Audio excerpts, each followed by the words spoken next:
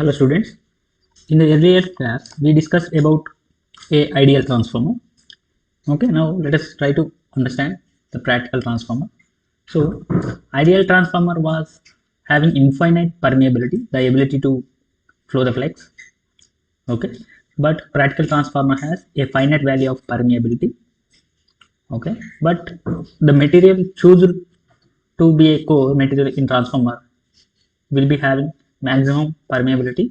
So we are using CRGO steel for that purpose. CRGO steel is used. Okay, this has prior permeability, superior permeability.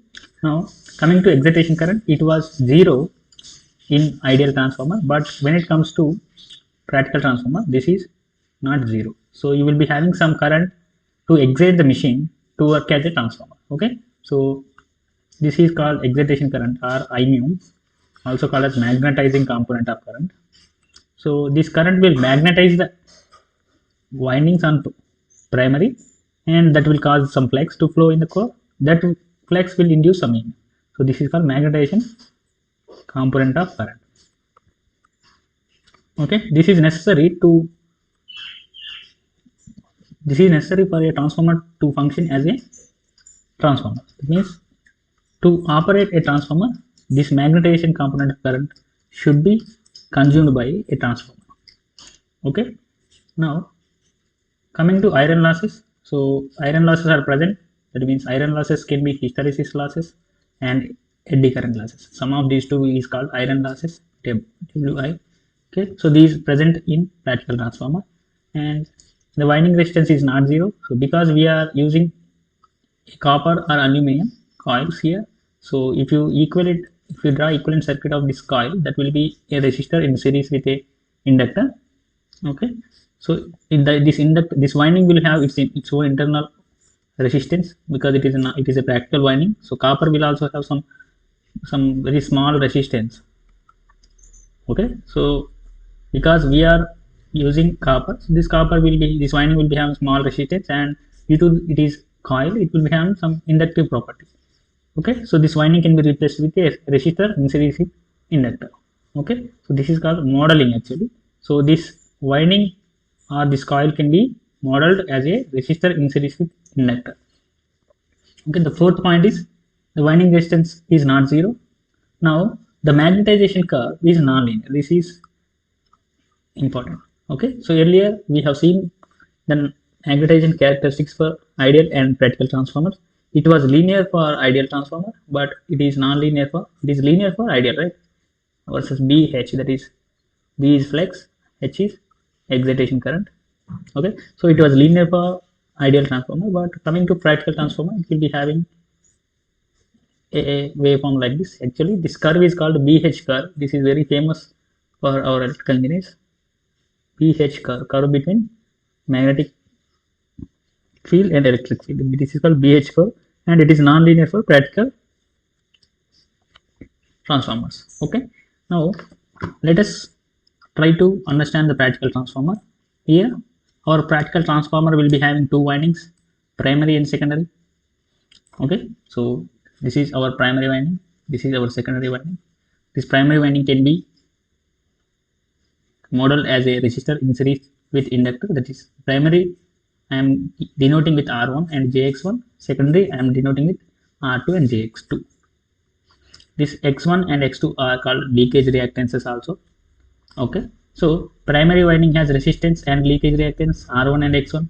So when current I1 flows through this winding, primary winding R1, okay, so there will be a loss due to R1 resistance, that is I square into R1. So this is a loss, right? This is a power. We know that power equal to I square into R. So due to resistance, and when current flows through the resistance, there is a power loss across a resistor. So this is also called as copper loss. This loss due to resistance to a transformer is also called a copper loss. Not only transformer, in any machine that we are going to deal from now onwards, the loss due to resistor is called copper loss because copper is the material used. The name for loss is called copper loss. So similarly, when secondary winding resistance will also have some copper loss when load is connected. So when load is connected, there will be a closed path in the secondary also. Okay, so that will consume some current, and due to that current, the secondary resistance will cause some copper loss. Now let us see the primary current here. So here when we have to supply the voltage AC supply to the transformer, and it will have to supply few more things. That means the primary current will have to supply. So we need to supply magnetizing current to excite the core material so that the flux will be induced in the core. Okay, so this should be there, and due to the core loss here, we should supply this core loss component. Okay, so actually this core loss is to supply eddy current and hysteresis losses. Okay, and we need to supply this load component of current, load component of primary current actually. So this I am going to explain later. Okay, whenever load is connected, the supply which is connected on the primary should increase its current so that it will supply the demand of load. So whenever there is a load connected on the secondary, okay, so that load will demand some current. Okay, so I will explain when it comes to that point. Okay, now let us see here. The I1 is primary current here. It has to supply three component of currents here. They are okay, I mu magnetizing component of current, IW core loss component, and I1 bar load component of primary current. Okay, where this I mu and I omega, I watt, IW, this is IW, I mu and IW are common for every transformer. Okay, so that is called no load current, I naught is equal to I mu plus IW. This is common for every transformer, even load is connected or disconnected. Okay, this current should be supplied to the transformer even you turn on the load or if you remove the load. Okay, this must always be connected to the transformer. Now let us see a transformer on no load. So if you observe, this is our transformer core material.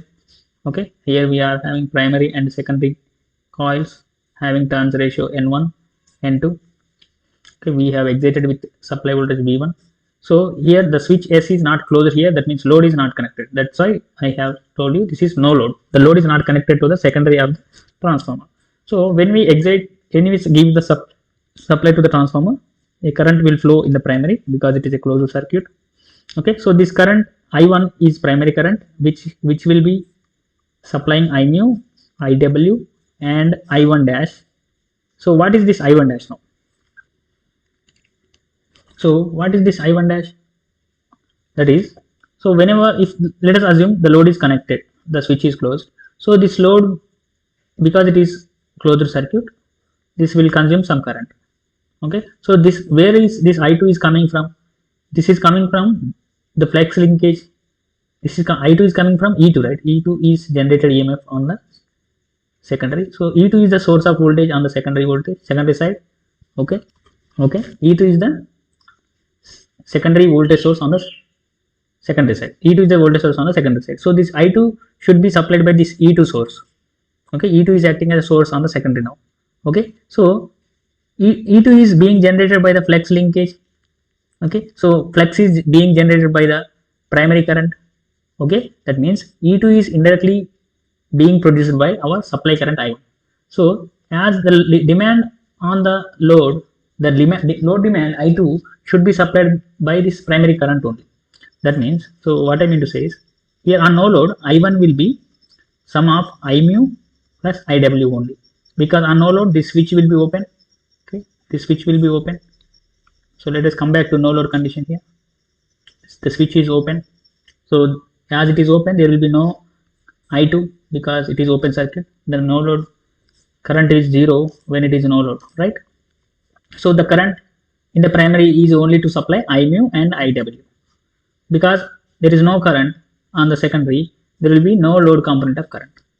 Okay, now when the load is connected, in addition to these two currents, the I1 should supply the load component of current. Okay, so that is I1 dash. That is I1 dash, where I1 dash is load component of current. Load component of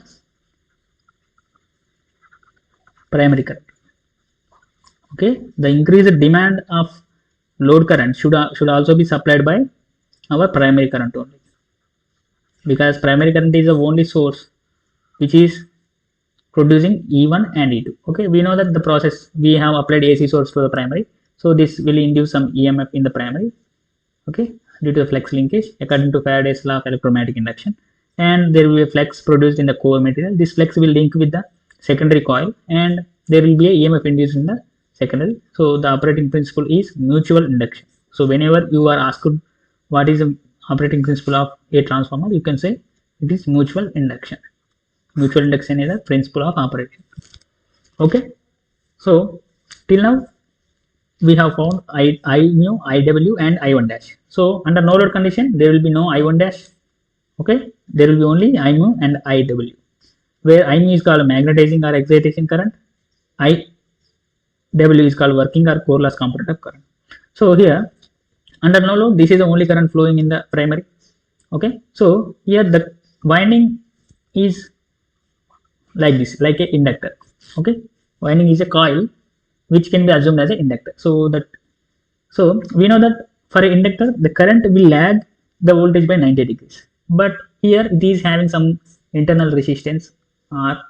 Okay, the winding is also having some internal resistance. So due to this resistance property, the angle between voltage and current here will be less than 90 degrees. Okay, so due to the high inductive property of primary winding, the no load current I0 will lag the supply voltage V1 by very much angle around 75 to 85 degrees. Okay, so this is the angle at which our no load current lag the supply voltage because of the inductive property of the winding.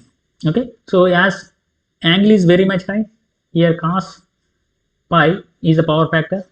So the more is the angle pi, the less will be the value of cos pi. So the cos pi is around 0.2 to 0.4 lag. That means the no load power factor, the power factor of transformer under no load is very poor. So this is called poor power factor. Okay, actually it can be from 0 to 1. Okay, if it is close to 1, that is very good operation, but it is nearly 0, it is very poor condition of power factor.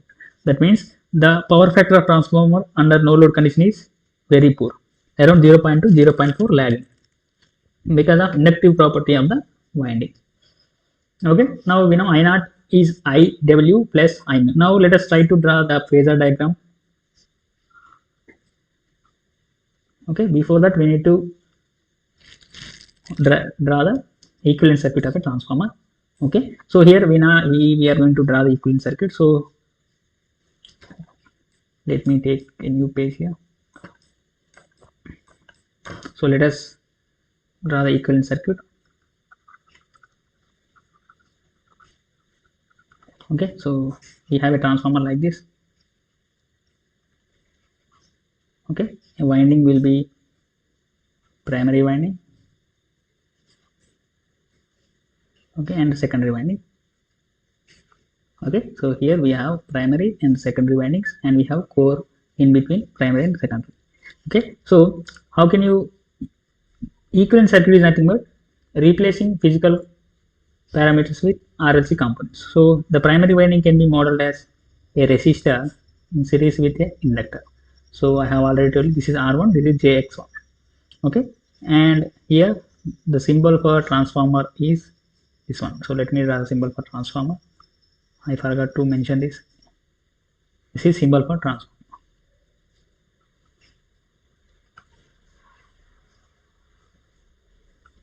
So this is symbol for a transformer, the violet color one, two windings separated by a core material actually. So this is core. Okay, so this is symbol for transformer. Now this is primary winding, and here the core components, that's IW and I omega also be represented, can also be represented as shunt branch components like this.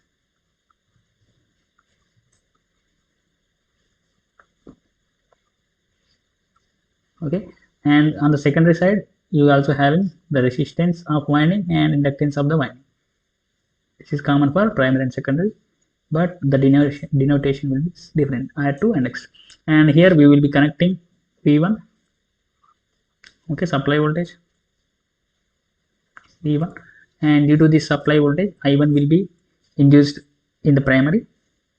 Okay, so this I1 is equal to I naught plus I1 dash. Here, because we are drawing equivalent circuit for no load, so there will be no, here the load is not connected, but the supply is connected.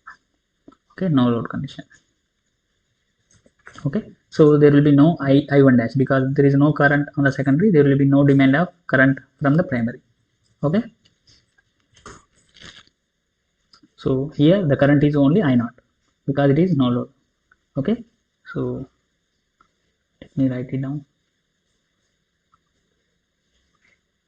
Here I1 is only I0. So here I0 is sum of, we know that I0 equal to sum of magnetizing component and core loss component, right? So up to this I0 is same I0, but I0 is being divided here.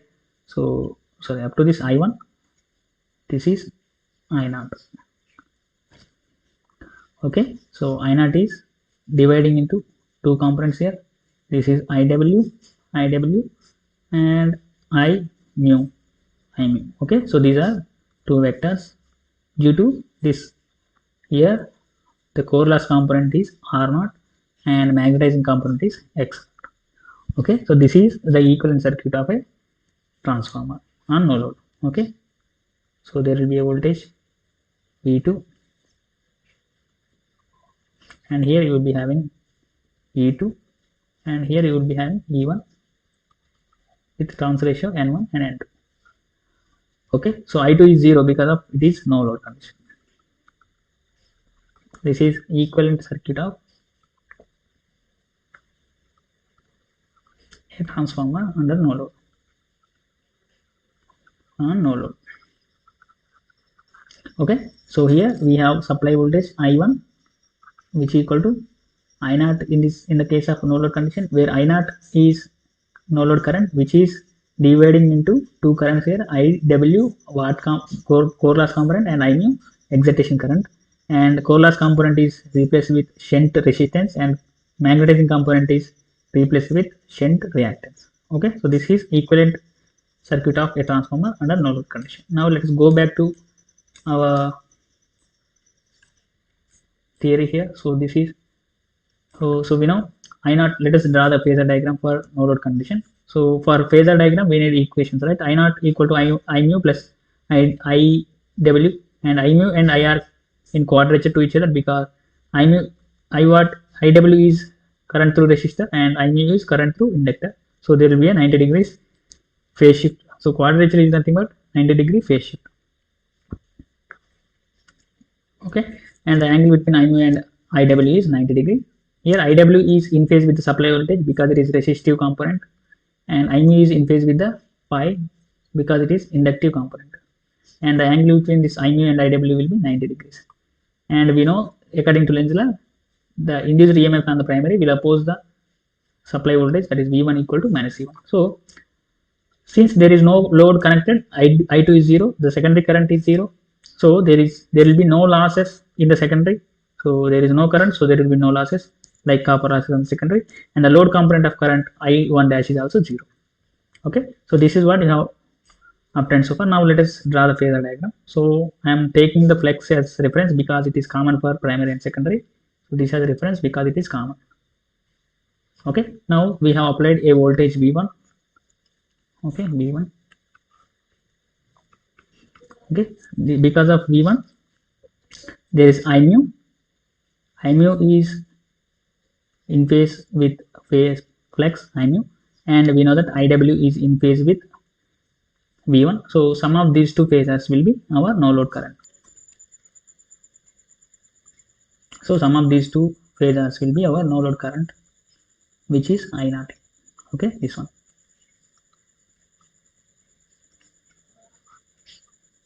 I0 bar. So bar will represent the phasor. Okay, now the EMF induced in the primary is lagging the flex by 90 degrees. We know that. So it will lag the flex by 90 degrees. This is E1 bar, and E2 bar will also be in phase with E1 bar. This is E2 bar. Okay, and we know that V1 bar equal to minus E1 bar, right? So according to Lenz's law, so this E1 is, this is minus E1 bar. So how can you represent a minus negative vector? So let us take a is a vector in this position, so minus a can be drawn like this. So after 180 degrees it will be minus a. If this is a, after 180 degrees it will be minus a. That means if it is e, after 180 degrees phase shift it will be minus e. Okay, like this.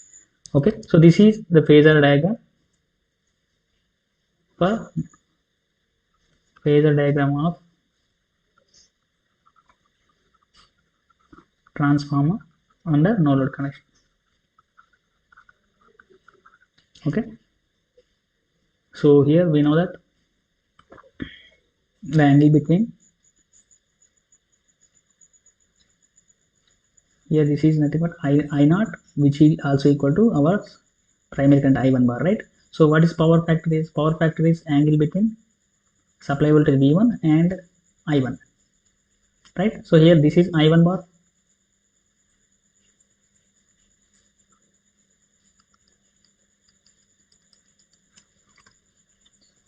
So the angle between V1 is this phasor and I1 is this phasor, and the angle between V1 and I1 is our power factor angle theta. Let us assume theta is the power factor angle.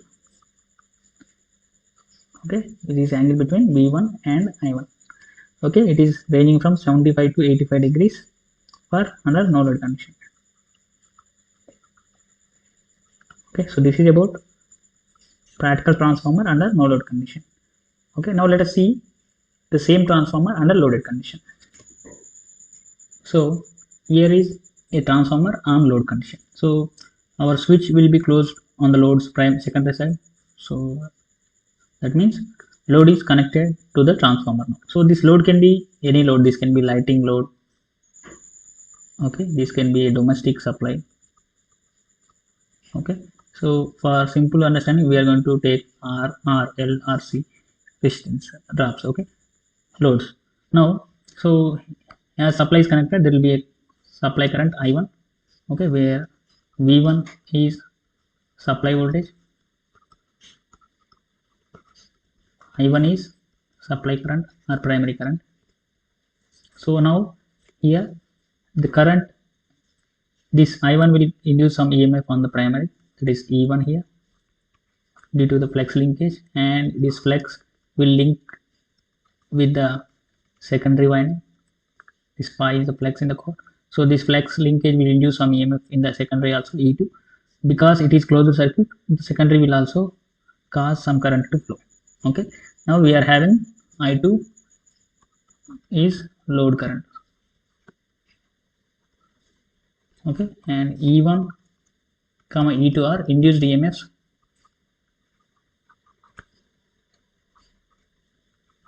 on primary and secondary respectively. Right, now let us talk about our primary current. Earlier it was equal to I0, only no load current, but now the load is connected, so the primary should also supply our load component of primary current, that is I1 dash. Now this is the current flowing in the primary. Okay, that is, we know that I0 is no load current, which is sum of core loss component and magnetizing current. Okay, so we can say I1 is a current which is equal to our core loss component and magnetizing component, and in addition to them we have primary load component of primary current, right?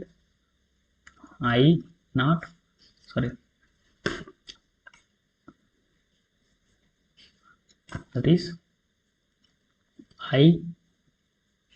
IW plus I0.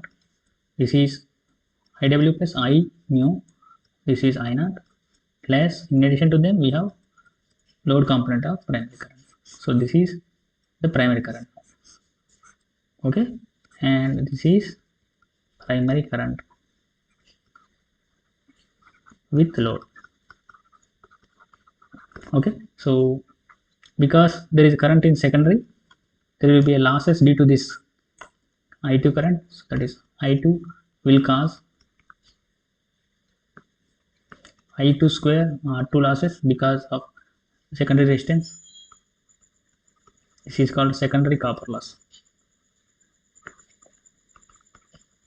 Okay, now let us draw the equivalent circuit under load condition. Okay, so the equivalent circuit will be, for primary it is resistor and inductor, and parallel branch is having the watt component and magnetizing inductance. This is R0, this is X0. Okay, and we have transformer core, then secondary winding resistance and secondary winding leakage reactance X2. Okay, so this is R2, this is X2, JX2, R1, JX1, primary voltage V1, primary current I1, no load current I0,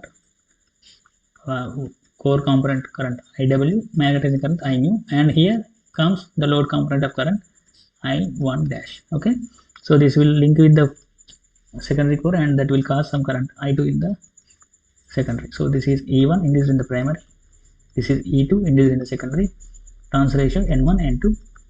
Okay, and this is V2 at low voltage at load side. So this is equivalent circuit of a transformer under load condition. Okay, so the only difference will be here we are getting secondary current and here we are getting load component of primary current. Okay, now let us try to draw the phasor diagram for loaded condition. So phasor diagram.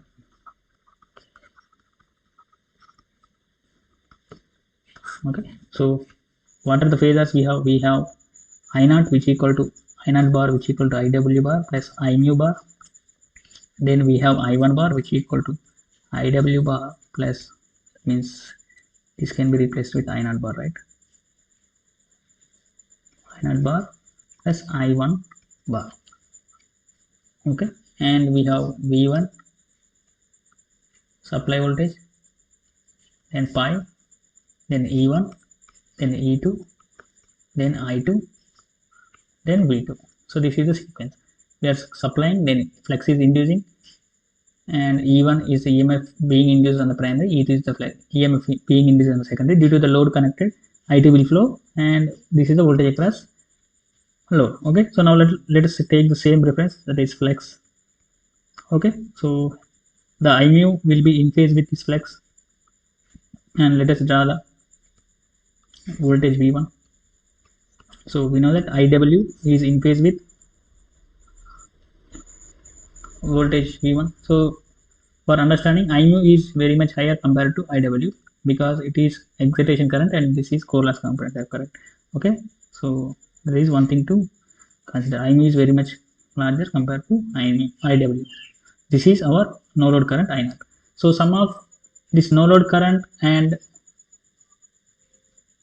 load component of primary current is our primary current. So how can we get the no load load component of primary current here? So let us find our E1. The E1 will be lagging the flux by 90 degrees. Let us say this is E1. So E2 will also be in phase with V1. So if you observe, if we apply voltage V1, the EMF induced on the secondary E2 is out of phase with V1. That means the voltage on secondary is 180 degrees away from supply voltage. That is, one point to note here is transformer is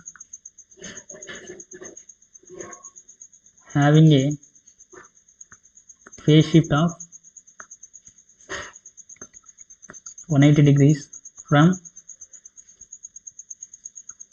primary to secondary. Can I say like that? That means transformer is a phase shifting device. If you want to shift the phase of the supply, you can use a transformer. So that is what means. So what does that mean? So here we have a sine wave V1. Okay, so we want to shift this sine wave by 180 degrees. So what 180 degrees means? So this is positive peak, this is 180, right? So what is 180 here? How can you get 180 phase shift? What is 180 phase shift?